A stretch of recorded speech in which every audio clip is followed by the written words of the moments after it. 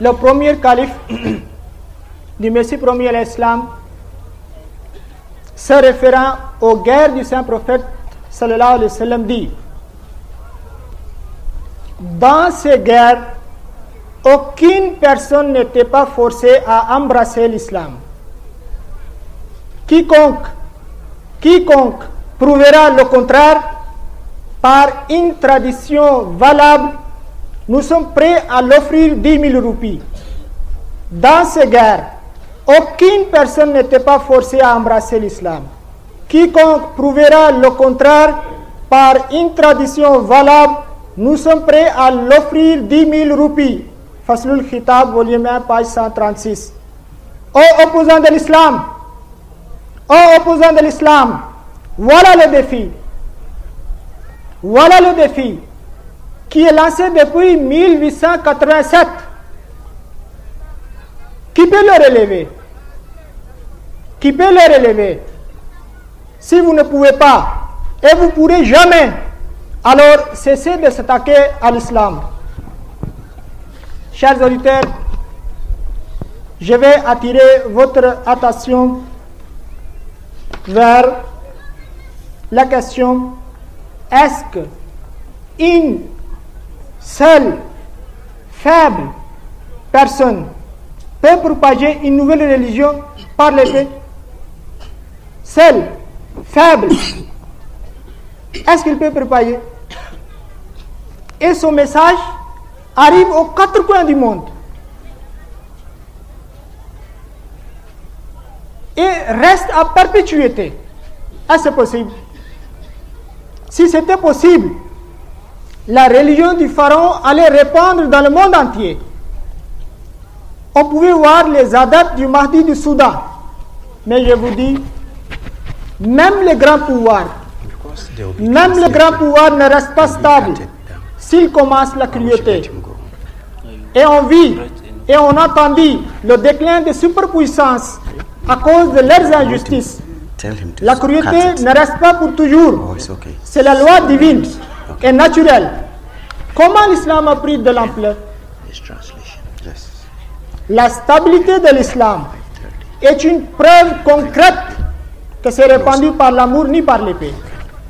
Islam Ahmadiyya, Islam Ahmadiyya, Islam Ahmadiyya, Asrar Mirza Ghulam Ahmad ki, Asrar Mirza Ghulam Ahmad ki,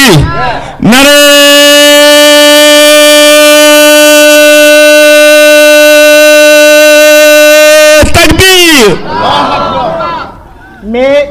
Mais si quelqu'un, il persiste toujours qu'on peut propager une idéologie par coercition qu'il n'a qu'à démontrer. D'abord qu'il commence de sa propre maison. On constate bien que si les parents imposent leur volonté sur leurs enfants, ils se révoltent. Les enfants se révoltent. C'est pour dire que la contrainte est loin des adeptes même d'une religion, plutôt que d'amener les gens dans le giron de la religion. Aujourd'hui, il y a beaucoup d'organisations terroristes qui veulent implanter l'islam faussement. Est-ce que leurs efforts sont fructueux? Bien sûr non. Alors comment le prophète de l'islam a réussi? Chers auditeurs, est-ce que le saint prophète sallallahu alayhi wa sallam avait le pouvoir au début pour exercer en faveur de l'islam? Les musulmans dans cette époque n'avaient pas la moindre force pour se débarrasser de la torture infligée à eux. Comment pouvaient-ils penser à contraindre les gens à l'islam?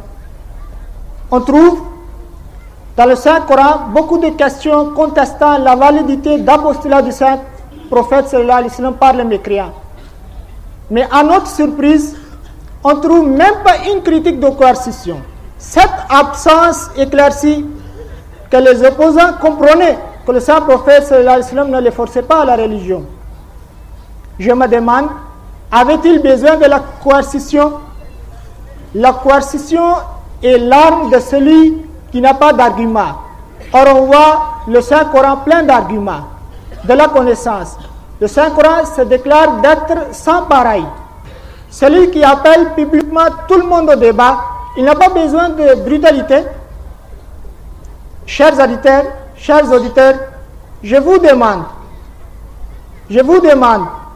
est-ce qu'il y a quelqu'un parmi vous